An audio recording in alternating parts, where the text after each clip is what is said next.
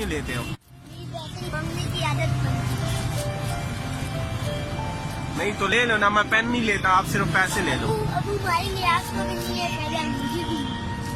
अच्छा, आप रहते कहाँ हैं? पहले अबू ही काम करते थे, मैं नहीं। अबू की अभी ये अभी की तो स्कूल वगैरह नहीं जाते?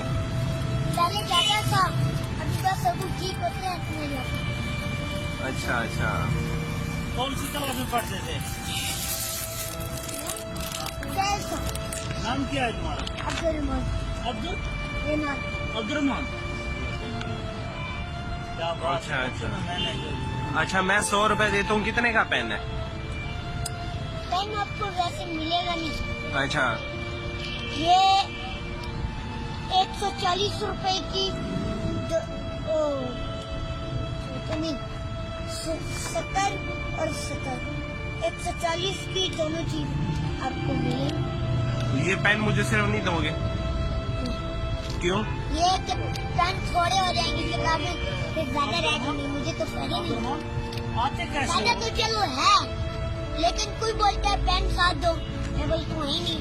उस टाइम पे बोलता है नहीं, हमें नहीं है। ये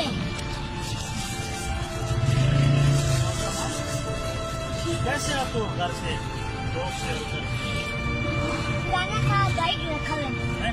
पुराना सा बाइक रखा हुआ है। तो कौन चलाते हैं? अभी हैं? अबू आपको छोड़ते आते हैं इधर। उम्र कितनी है आपकी?